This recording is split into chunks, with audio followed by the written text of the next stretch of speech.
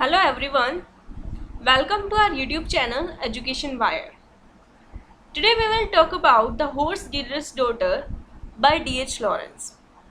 आज हम बात करने वाले हैं D.H. लॉरेंस के एक बहुत ही famous work the horse dealer's daughter के बारे में। सबसे पहले जान लेते हैं D.H. लॉरेंस के बारे में। D.H. लॉरेंस एक इंग्लिश राइटर एंड पोएट थे।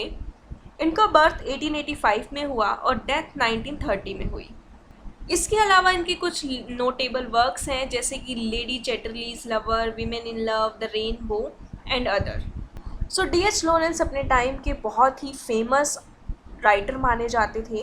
बहुत से वर्क इनके ऐसे थे जो उस टाइम पर बैन कर दिए गए थे, लेकिन अगर हम आज के टाइम के हिसाब से देखें तो वही वर्क आज की सोसाइटी से काफ़ी मिलते जुलते हैं।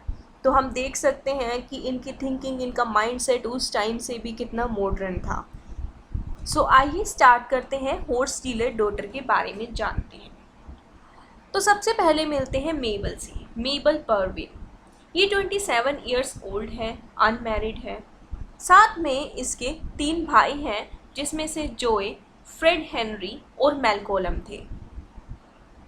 ये फैमिली बहुत ही अच्छे से अपनी लाइफ स्पेंड कर रही थी अपने माता पिता के साथ, पर इसकी मदर की भी डेथ हो जाती है और कुछ टाइम बाद इनके फादर की भी डेथ हो जाती है। जब इनके फादर की डेथ होती है तो उनको पता चलता है कि उनकी फैमिली बहुत ही कर्जे में डूबी हुई है। उनको अपना घर भी बेचना पड़ता है।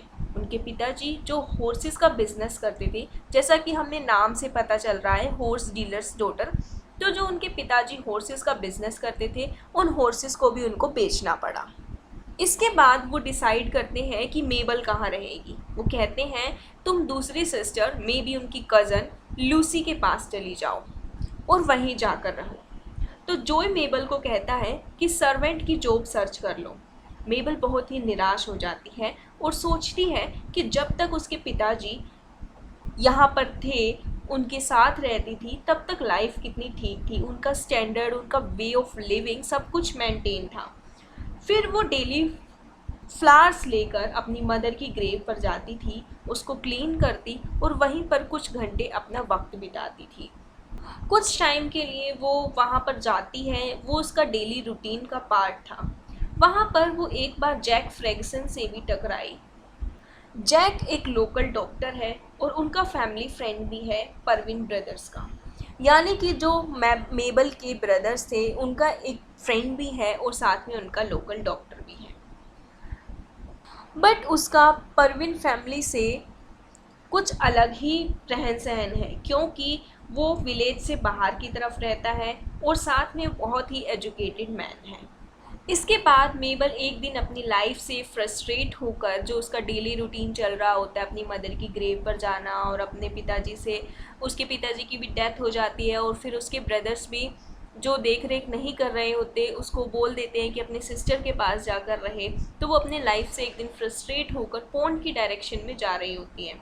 तो जैक उसे देखता है कि वो पानी में जा रही है और उसे बचा लेता है, पानी से बाहर भी खींच लेता है, लेकिन वो बेहोश हो जाती है और उसे घर ले जाता है। तो उसके गीले कपड़े हटाकर उसे ब्लैंकेट में रैप कर देता है। होश में आने के बाद मेबल को लगता है कि जैक ने उसे इसलिए बचाया क्योंकि वो उससे प्यार करता है, और वो बेहोश थी, बिना विदाउट क्लोथ्स की थी। फिर भी जैक ने कुछ नहीं किया। पर जब वो पूछती है तो उसे ऐसा लगता है कि जैक उससे प्यार करता है। तो वो जैक से ये क्वेश्चन करती है कि क्या तुम मुझसे प्यार करते हो। बट जैक कुछ टाइम के लिए कंफ्यूज रहता है, लेकिन उससे बार बार पूछने पर वो भी हाँ कर देता है कि हाँ प्यार करता हूँ, लेकिन वो अपनी फीलिंग्स को लेकर कंफ्यूज रहता है स्टार्टिंग में।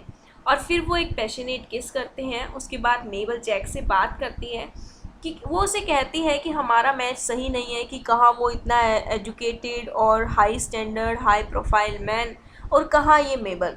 तो वो बात करती है कि कहीं ना कहीं हमारा स्टैंडर्ड मैच नहीं करता, लेकिन वो कहता है, उसे चुप कराता है और कहता है कि मैं तुमसे प्यार भी करता हूँ, शादी भी करना चाहता हूँ, अगर पॉसिबल हो कल ही, तो पॉसिबल हो तो कल ही। बेसिकली इस स्टोरी में एक सिचुएशन प्रेजेंट की गई है, एक गर्ल की सिचुएशन जो कि स्ट्रगल कर रही है अपनी इनर सेल्फ से। ये स्टोरी सिर्फ और सिर्फ मेबल की नहीं थी कि उसने सुसाइड करना चाहा और जैक ने उसे बचा लिया। इसके अलावा भी इस स्टोरी को अगर हम डीपली समझें तो इसमें काफ़ी सारे थीम्स निकल कर सामने आते हैं। क्योंकि डी.एच. लॉरेंस की बुक में हमेशा से बहुत सारे थीम्स हम देख सकते हैं, चाहे वो सेक्सुअलिटी पे बेस्ड हो या डेथ पे। तो यहाँ पर अगर हम ठीक से इसको समझें तो मेबल की इनर सेल्फ को बताया गया है कि किस तरह से वो लड़की स्ट्रगल कर रही होती है अपनी इनर सेल्फ से। अपनी मदर को वो अपनी जब वो 14 साल की होती है तभी उसकी मदर की डेथ हो जाती है, और बाद में उसकी फैमिली भी कर्जे कर्जे के नीचे दब जाती है। लाइक बहुत ज़्यादा कर्जा होता है उसकी फैमिली में। After that she seems to be in depression after the death of her parents. तो अपने पेरेंट्स की डेथ के बाद वो डिप्रेशन में चली जाती है, क्योंकि उसका अपने भाइयों के साथ रिलेशनशिप वैसा नहीं रहता जैसा वो सोचती है। वो रिलेशनशिप कहीं ना कहीं फेड हो रहा होता है। And they treated her with no respect. उसको बिल्कुल रिस्पेक्ट नहीं मिलती है। So to run away from all the sufferings of her life and to feel closer to her mother she tried to commit suicide by drowning in the pond. तो वो अपनी mother के close feel करना चाहती है, तो वो सोचती है कि इसका एक ही रास्ता है कि वो अपनी मदर के साथ रह सकती है, वो है सुसाइड, क्योंकि उसकी मदर की डेथ हो चुकी होती है।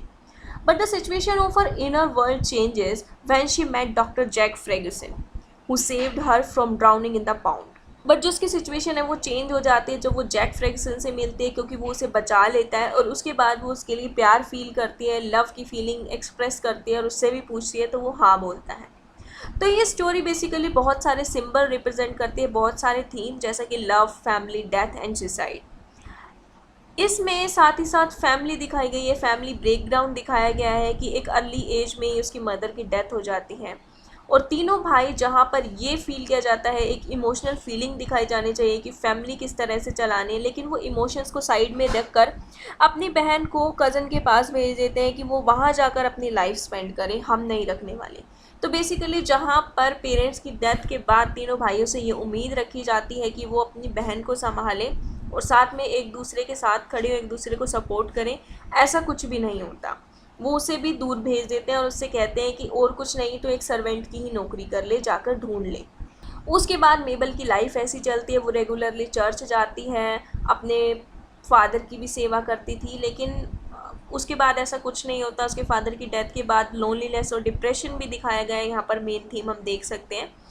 और पेरेंट्स की डेथ के बाद उसका जो है फैमिली ब्रेकडाउन हुआ, और डेथ जो है इसमें एक इम्पोर्टेंट सिंबल हम देख सकते हैं, क्योंकि डेथ की वजह से ही एक हैप्पी फैमिली, एक वेल्दी फैमिली डिस्ट्रॉय हो जाती है। चिल्ड्रन अपने पेरेंट्स को खो देते हैं। मेबल जो है पहले पहले डेथ को इविल समझती थी कि डेथ की वजह से उसकी माँ उससे दूर हुई, उसके पापा उससे दूर हुए, उसकी हैप्पीनेस चली गई और लोनलीनेस और डिप्रेशन रह गया उसकी लाइफ में। लेकिन कुछ टाइम बाद वो फील करती है कि अपनी माँ से मिलने का सिर्फ एक ही चीज़ है, वो है डेथ। वो डेथ के बाद ही वो अपने पेरेंट्स के साथ मिल सकती है, अपने पेरेंट्स के साथ रह सकती है, वो है सुसाइड। इसलिए वो सुसाइड करने के लिए जाती है, लेकिन जब जैक उसे बचा लेता है तो यहाँ पर लव का भी हम सीन देख सकते हैं, और लव जिसमें मेन थीम हम कह सकते हैं। इसके अलावा जो मेन सिंबल है, जैसे कि dead cold, pound, dark, clay, ये सारे सिंबल शो करते हैं कि किस तरह से पाउंड जो है वो लव का भी सिंबल हो गया और साथ ही साथ सुसाइड का भी, डार्कनेस, डिप्रेशन का, लोनलीनेस और कन्फ्यूज़न दिखाई गई है जैक फ्रेगसन की फीलिंग्स में कि पहले पहले वो कंफ्यूज होता है कि उसे क्या करना है, लेकिन बाद में जैसे उसे एहसास होता है तो वो कहता है I want to marry you, we are going to be married quickly tomorrow if I can. तो कंक्लूज़न में हम ये कह सकते हैं कि यहाँ पर बेसिकली मेबल की इनर सेल्फ दिखाई गई है, एक लड़की का स्ट्रगल दिखाया गया है जिसने 14 साल की एज में अपनी माँ को खो दिया, उसके बाद अपने पिताजी को खो दिया, उसके बाद अपने भाइयों का सपोर्ट चाहा तो वो भी नहीं मिला, तो डेथ वो अपनी सुसाइड करने जाती है। यानी कि वो कितनी लोनली और कितनी डिप्रेशन की फीलिंग होगी उस टाइम पर जब वो सुसाइड करने जाती है। पर जैसे ही उसे जैक मिलता है तो उसे अपनी लाइफ में कुछ रोमांटिक लगता है कि हाँ उसे जीना चाहिए, कुछ लाइफ में सारी चीज़ बुरी नहीं है, कुछ अच्छा भी है, ऐसा वो फील करती है, जिसकी वजह से वो वापस जैक के साथ रहने की कोशिश करती है और वो उससे पूछती है। तो जैक भी अपनी फीलिंग एक्सप्रेस करता है और दोनों साथ में रहते हैं। तो ये थी हॉर्स डीलर्स डॉटर की story. So I hope you guys understand. If you understand, hit like, share it and subscribe it. Thank you.